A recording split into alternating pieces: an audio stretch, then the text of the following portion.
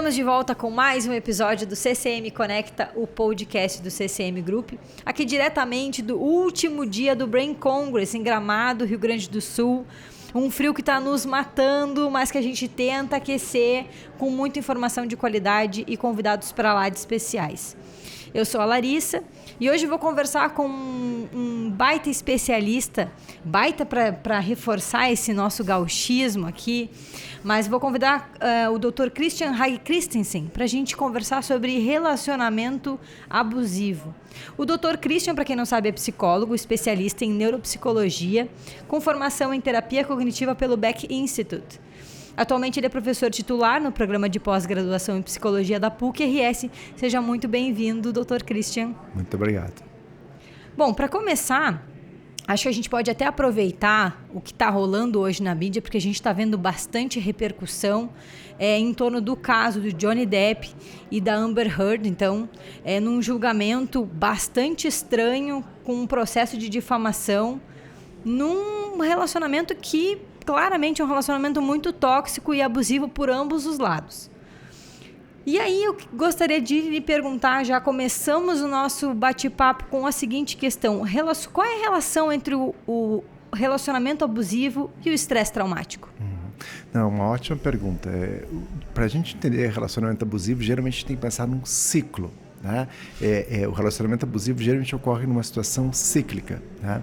E geralmente o que se estuda são algumas fases desse ciclo, né? Geralmente tem uma fase inicial que é quando você começa a acumular tensão. Isso tem a ver com aquela adversidade, aquele estressor do dia a dia, né? Muitas vezes esse estressor diário ele vai contaminando, né? E aí isso vai crescendo um relacionamento e ao longo dos anos começa um padrão mais abusivo. Daí isso escalona muitas vezes para uma situação realmente de violência, que pode ser uma violência psicológica, pode ser uma violência física, né? Pode ser uma violência até sexual em algumas situações, né? Esse ciclo muitas vezes ele se perpetua porque a fase seguinte a isso geralmente envolve o que a gente chama de lua de mel, ou uma certa uma reaproximação, né? Seguido muitas vezes de uma fase de calmaria. E aí se inicia tudo de novo. Bom, o resultado de você ser frequentemente envolvido ou envolvida numa relação abusiva com esse padrão é um enorme preço que você paga em termos da sua saúde. Tanto da sua saúde física quanto da sua saúde mental. E aí nós vamos ter os diferentes transtornos mentais, que é quando, né, você fica num estado de desgaste por um tempo prolongado e a sua mente começa a adoecer, né? Então você vai ter, entre outras situações, né, quadros de humor, né, do tipo depressão, quadros, né, ligados ao estresse, como transtorno de estresse pós-traumático, entre outros problemas, né? E a gente escuta muitas pessoas comentando, né? E esse tema do relacionamento abusivo, ele tem sido realmente mais falado, mais abordado nos últimos tempos. E se fala muito sobre a dificuldade de sair de um relacionamento abusivo, né? A dificuldade que as pessoas têm de conseguir se libertar e dar esse passo para sair. Por que é tão difícil? E aí é tão difícil por vários fatores. Um deles, muitas vezes, tem a ver com uma dependência econômica. Né? Então, não é raro a gente ver, né? Eu coordeno um ambulatório na PUC do Rio Grande do Sul, onde nós atendemos crianças, adolescentes, adultos, idosos, que passam por situações estressoras, né? Passam por eventos muito adversos e muito duros, muito pesados, e desenvolvem sofrimento. Então nós fazemos avaliação, fazemos tratamento psicológico para essas pessoas. Não raro a gente vê que a pessoa muitas vezes permanece, isso é mais frequente em mulheres do que em homens, permanece num relacionamento abusivo, às vezes por uma dependência econômica, muitas vezes por uma dependência emocional do parceiro, outras vezes porque a pessoa fica com uma ideia, né, de que não, foi só aquela vez, não, isso vai passar, da próxima vez não vai ser assim, o futuro não vai ser assim. Justamente porque aquilo que eu expliquei no início, nesse ciclo, né, de abuso, né, você também tem uma fase que é a lua de mel, a reaproximação. É o morde e assopra, né? Exatamente. E isso mantém as pessoas presas nesse padrão cíclico, né? Perfeitamente. E, bom, nesse caso agora, então, do Johnny Depp e da agora ex-esposa Amber Heard, teve uma notícia que repercutiu que ela teria, então, borderline, que ela seria diagnosticada com borderline. No caso do comportamento abusivo causado por neurodivergência, quais são as estratégias que podem ser aplicadas para ajudar a pessoa, enquanto não prejudicando a própria saúde mental? Bom, em vários quadros, em vários problemas, em vários transtornos mentais, você tem muitas vezes, né, comportamentos que são mais agressivos, ou comportamentos impulsivos, né? Quando a gente está do ponto de vista assim, do paciente, né, muitas vezes o que você tem que fazer é trabalhar com ele estratégias, né, de resolução de conflito não violentas, né? Uma forma de comunicação não violenta, uma estratégia de resolução de conflito não violenta. Às vezes isso é mais fácil, às vezes isso é mais difícil. É particularmente mais difícil quando você tem um transtorno, que nem você falou, um transtorno borderline de personalidade, né? Porque são problemas que se iniciam relativamente cedo na vida e tem muito a ver com o jeito geral da pessoa funcionar. Então, isso pode ser mais difícil. Também é mais difícil quando a pessoa tem valores culturais ou referências ou foi criada num ambiente familiar aonde a violência é uma forma legítima de resolver problemas, de educar crianças, de corrigir dificuldades no comportamento. Aí você vai internalizando esses valores e isto vai se somando ao seu conjunto de crenças sobre como é que eu devo me relacionar com o outro, como é que eu devo e o que é legítimo eu fazer quando o outro discorda de mim, né? O que é legítimo e razoável fazer quando eu estou brabo, quando eu estou com raiva. E aí, isso é mais difícil de mudar, né? Porque envolve você mexer no sistema de crenças da pessoa. É um assunto bastante complexo e eu fico pensando muito em relação também às pessoas que estão próximas, né, de alguém que está sofrendo um relacionamento abusivo. Porque diferente de algumas outras situações que não ficam tão explícitas, no caso dos relacionamentos é bem comum os amigos mais próximos, os familiares perceberem que aquela pessoa está num relacionamento que é tóxico, que faz mal, né, que tem esses aspectos. E aí a gente, como observador e como tendo um carinho, tendo um afeto por essa pessoa, como que a gente pode agir para tentar fazer com que ela enxergue isso sem que isso volte contra nós mesmos, né? Que a pessoa se revolte e diga, não, isso não está acontecendo, ou ele não é assim, ou ela não é assim. Eu acho que eu vou fazer 2 comentários sobre isso, né? Você já deve ter ouvido, né? As pessoas que estão nos ouvindo seguramente já ouviram aquela máxima, né? Em briga de marido e mulher não se mete a colher, né? Olha, isso é um profundo equívoco, né? Quer dizer, você imaginar que como sociedade nós devemos tolerar, né, briga, e aqui nós estamos falando de uma briga que leva muitas vezes à agressão física, não é uma discussão, né, aquilo que todo casal tem, não é isso, né? É um padrão recorrente, abusivo, né, você tem um agressor, né, claramente identificado, você tem uma vítima que está lá em sofrimento. Então, bom, nessas situações sim, se você percebe que isso está acontecendo com o seu familiar, com o seu amigo, com a sua amiga, é muito importante que você alerte a pessoa que está dentro disso, de que não precisa ser assim, de que é possível buscar ajuda, né? Agora, 2 coisas aqui, Larissa. Primeiro, é muito difícil a pessoa sair disso se ela não tem ajuda ou apoio, né? É muito difícil a pessoa sozinha conseguir sair disso, né? Tanto que nós temos situações que começam assim e acabam em feminicídio, né? E o nosso país é cheio de exemplos desse tipo, né? As estatísticas são enormes. O outro ponto é que nem sempre a pessoa revela para a amiga, para os pais, que está passando por isso. Por quê? Muitas vezes a pessoa está enredada nesse ciclo de violência e não percebe isso, não percebe tão claramente. Outras vezes a pessoa sente imensa vergonha, ou culpa, ou mesmo se autorresponsabiliza por estar nessa situação.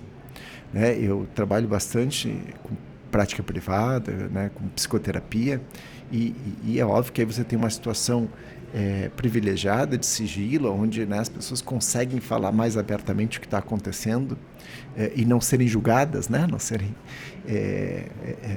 escutadas sem serem julgadas. Isso é muito importante. E muitas vezes, né, as pessoas dizem, olha, né, eu não conseguia dizer antes porque eu sentia muita vergonha disso, né? Eu não conseguia nem admitir para mim mesmo, quanto mais para alguém, né? Mas quando você toma conhecimento disso, é importante você auxiliar a pessoa a buscar recursos, né? Eventualmente fazer uma denúncia, né? Ir na delegacia especializada de mulheres, né? Buscar outros recursos, né? Em várias cidades existem organizações específicas para apoio com mulheres, para mulheres vítimas de violência. Então, porque é muito difícil sair disso sozinho. E a gente vê muitos exemplos hoje, até na própria cultura, né? Na própria cultura pop, como a gente chama, de filmes, de séries, de novelas, enfim, várias produções que tentam também ilustrar como acontecem esses relacionamentos. E aí, muitas vezes, acaba acontecendo essa identificação, né? De eu estou nesse lugar, eu sofro desse mesmo mal que essa pessoa está sofrendo. E aí eu lhe pergunto, o abusador, ele é mau? Boa pergunta.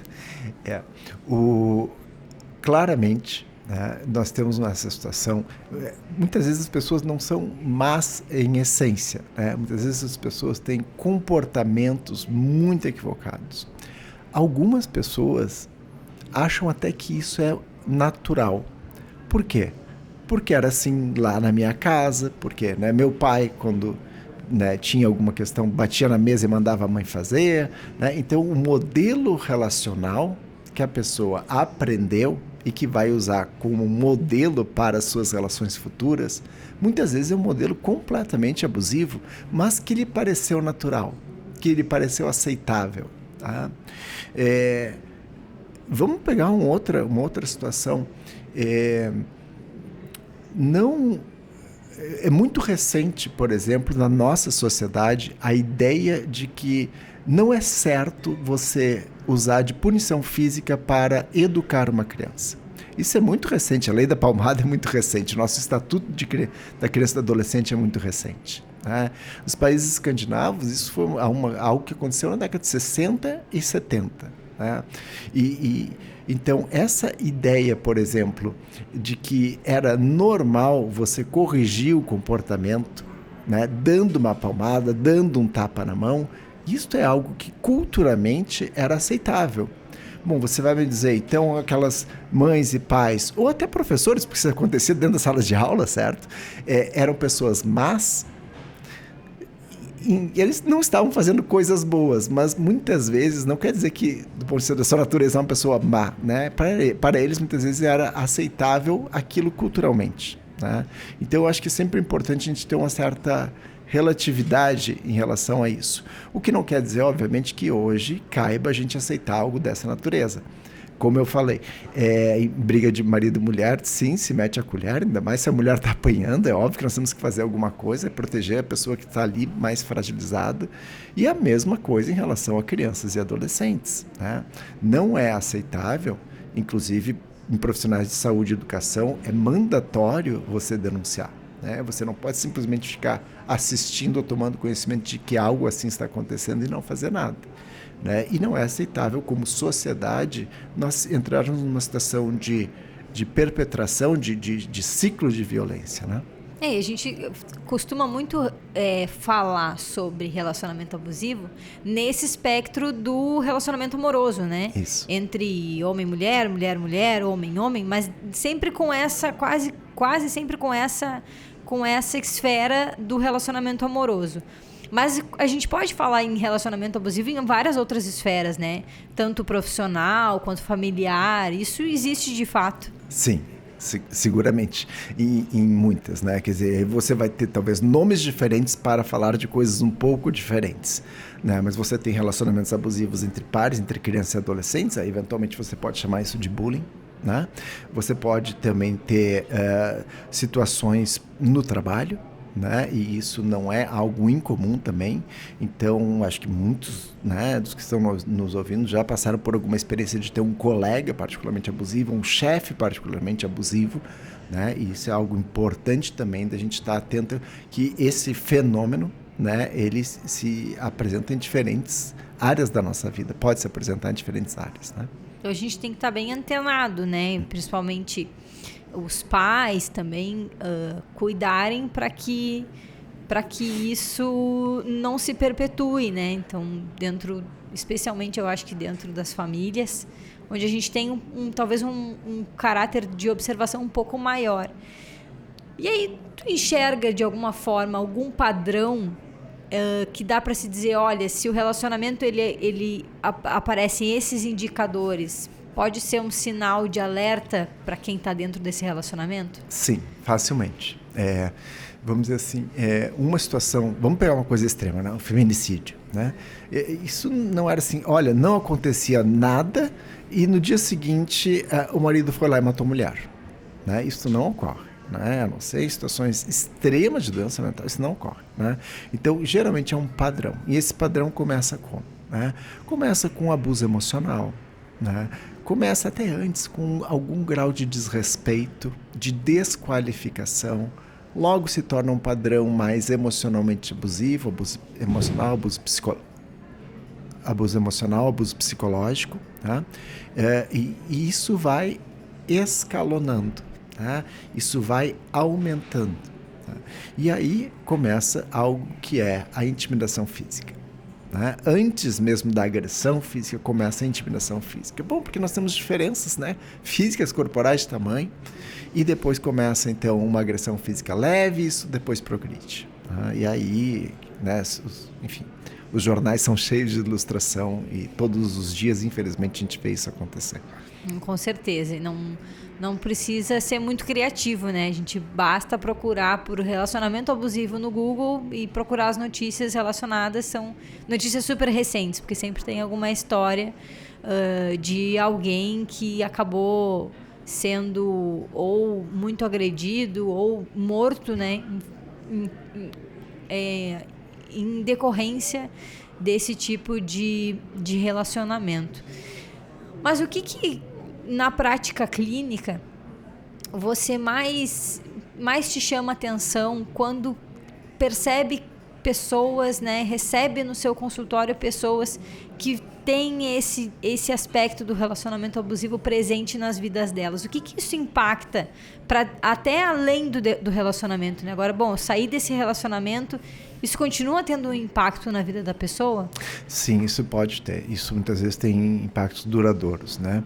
Até mesmo na capacidade dessa pessoa poder se entregar ou se vincular com um novo parceiro, né?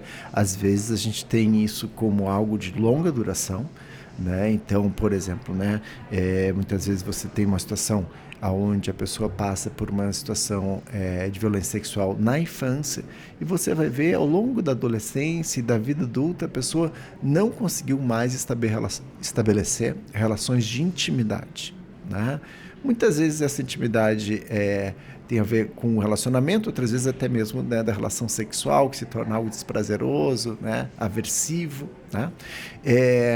Muitas vezes nós temos prejuízos importantes em termos de autoestima, né? Eu comentei um pouquinho a questão da vergonha, da culpa, isso vai minando a autoestima da pessoa e às vezes você tem isso de uma forma tão intensa que vai se transformando até mesmo em quadros de transtornos mentais diagnosticáveis, né, identificáveis. E aí tem alguma dica para quem está nos ouvindo, está nos assistindo, do que prestar atenção? Do ponto de vista, se você está passando por isso... ou se alguém na sua volta pode estar passando por isso, quais são os sinais que ficam mais ressaltados? Quando você observa isso de fora, uma das coisas que mais se percebe é que o casal, né, ou os parceiros, eles se fecham muito em si, né? Começa a reduzir a vida social, começa a diminuir a frequência do contato com amigos, né, com familiares das suas famílias de origem, né, e fica muito fechado, né? Isso geralmente é um sinal de alerta para várias coisas, né, mas também para relações abusivas, né? Claro, é algo muito sutil, pode ser um momento da vida do conjugal que eles estão ali mais reservados por várias coisas, né, mas esse é um sinal interessante. Tá? Obviamente, tem coisas que são mais evidentes, né? Você começa, né, você vê sua amiga lá com roxos, né, no braço, com um olho roxo, né, com uma história que não é compatível com isso. Não, porque eu caí da escada, né? Ninguém fica de olho roxo porque caiu da escada desse jeito, né? Então, assim, é óbvio que tem sinais que são mais evidentes e outros que são mais sutis. E aí, eu acho que esse ponto que você tocou da intervenção, né, de sim, se mete a colher em briga de marido e mulher, é um fator bastante complicado, necessário, mas complicado, porque as pessoas sempre se sentem invadindo a privacidade, entre muitas aspas, da outra pessoa. Mas isso a gente vê bastante até na forma como a gente vive hoje, né? A gente não tem mais moradias afastadas. A gente mora em condomínios ou em casas que são próximas. E é difícil conter a escuta de uma violência, de um ato de violência quando ele acontece. O que você recomenda para a pessoa? Porque também tem uma questão que as pessoas muitas vezes não querem intervir porque prezam por o que pode acontecer com elas, né? Bom, tem um casal brigando, claramente ele está agredindo ela. Se eu for lá bater na porta, ou se eu fizer qualquer coisa, eu posso virar a vítima desse cara, né? Sim. O que fazer nesses casos em que muitas vezes essas pessoas não são nossas, não são pessoas íntimas a nós, mas que a gente está vendo essa violência acontecer do lado da nossa casa? De novo, dependendo do grau que está acontecendo, né? Em casos extremos, chama a polícia, né? Porque realmente o risco de você se expor e se machucar é grande, né? Então, assim, se é uma situação extrema que você está observando, você está entendendo que, né, o sujeito está lá espancando a esposa, vamos colocar uma coisa extrema assim, chame a polícia, né? Imediatamente. De outra forma, se você é uma situação menos extrema, mais repetitiva e crônica, né?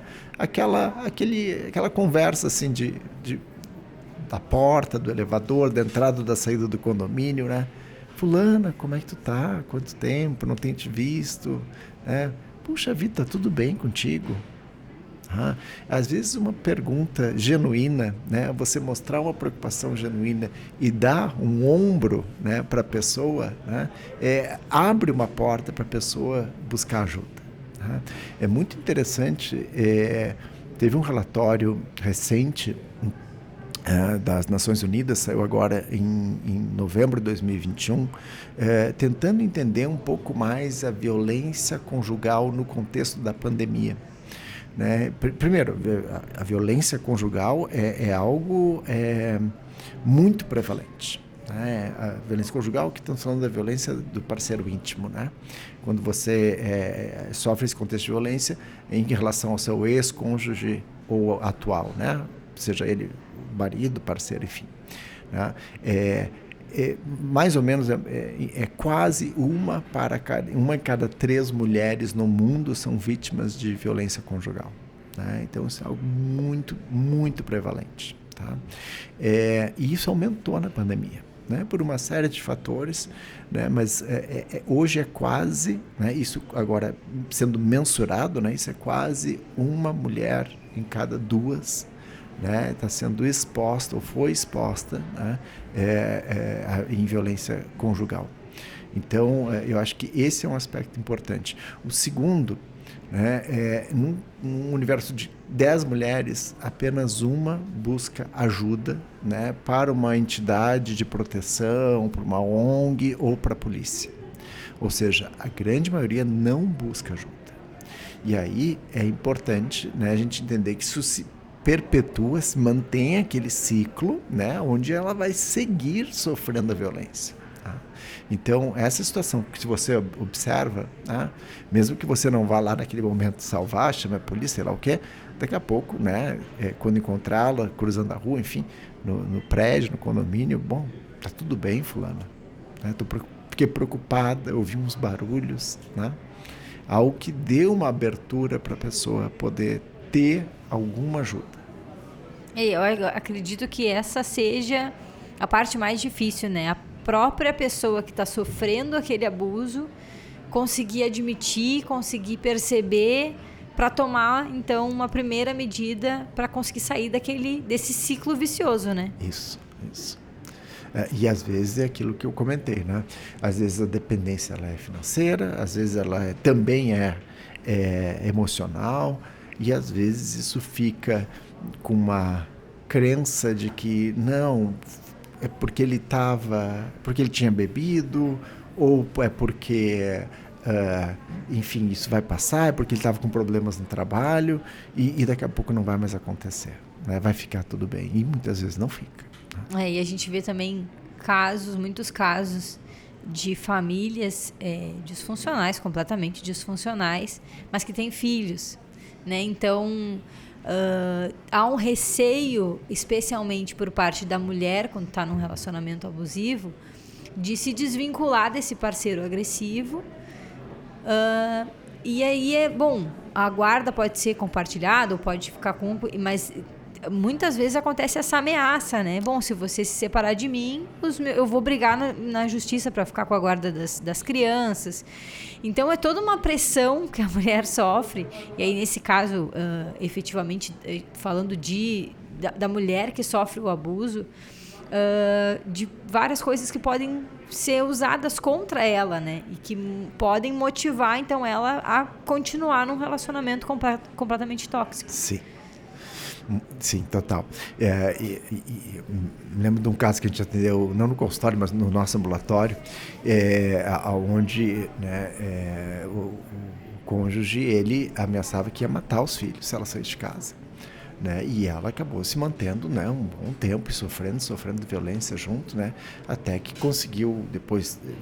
também, junto a uma ONG, conseguiu um recurso também para poder sair de casa, porque sair de casa é para onde eu vou, né? Uhum.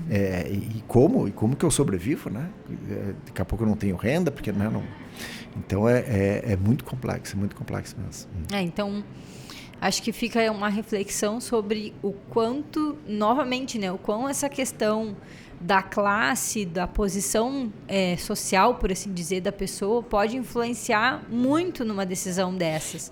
Porque se o abusador, por exemplo, sabe que a pessoa não tem para onde ir, e que ela não tem esses recursos de né, onde buscar ajuda, vou num psicólogo, vou buscar um psiquiatra, vou buscar uma ajuda profissional, esse ciclo ele pode ir até realmente, não necessariamente terminar em morte, mas ele pode durar a vida inteira num relacionamento absolutamente prejudicial para aquela pessoa, né? Sim, totalmente tóxico, e muitas vezes é um padrão, né, relacional que de fato são décadas. Às vezes as pessoas ficam décadas nessa situação, né, e sofrendo. E aí tem uma questão também geracional, né? De algumas mulheres, mas isso justifica, né? Não, mas ele é assim. Mas aí, como tu tinha comentado, ele tá estressado com o trabalho, ou tá com algum outro problema. E aí vai justificando e não se resolve nunca. Uhum. Sabe que essa questão transgeracional que tu falaste, isso é bem estudado, é um mecanismo muito importante para a gente compreender isso mesmo, né? E tem a ver um pouquinho, né, com essas questões que a gente falou. Olha, que são os modelos de relação que você vai aprendendo, né, a ter. Tá? Então, isso é algo muito, que se inicia muito cedo na vida, né, e que muitas vezes esses modelos são os modelos que você vai usar para se relacionar ao longo da vida com outras pessoas. Tá certo. Acho que estamos nos direcionando para o final desse episódio. Agradeço ao Dr. Christian por estar aqui com a gente hoje. Acho que trouxe muitas contribuições para essa reflexão, porque realmente é um assunto super complexo que a gente não tem a menor intenção de resolver aqui nesse podcast, mas levantar essas reflexões, levantar essas dúvidas, e eu acho que contribuir para uma discussão que merece essa atenção. Então, muito obrigada, Dr. Christian. Abro o microfone para você divulgar o seu trabalho, onde as pessoas podem te encontrar. Tá. Nós temos, então, um ambulatório, né, que atende, entre outras coisas, né, situações de violência conjugal. Está situado na PUC do Rio Grande do Sul. Todo o ambulatório, na verdade, ele ocorre em cima de projetos de pesquisa, por isso não tem um custo para o usuário, né? E acho que a melhor forma de nos encontrar nas redes sociais é escrever NEPT, NEPTE, NEPT, que é de Núcleo de Estudos e Pesquisa em Trauma e Estresse, né? E o nosso Instagram é @nept.psi, né? E aí acho que através das redes sociais seja talvez a forma mais, hoje em dia, né, mais ágil de nos encontrar. Muito legal, muito bom. Bom, pessoal, hoje a gente fica por aqui. Mas siga a CCM no Instagram, @ccmgroupbr, para ficar por dentro dos próximos episódios. E também siga MyBrainTV. A BrainTV é a nossa plataforma de conteúdo em neurociências, uma plataforma dedicada só para quem quer se especializar nessa área, com temáticas super relevantes, super interessantes. E o podcast do CCM Conecta também está disponível no Spotify. Siga a CCM Conecta. E também está disponível no nosso canal do YouTube do CCM Group. A gente fica por aqui. Até a próxima. Tchau, tchau.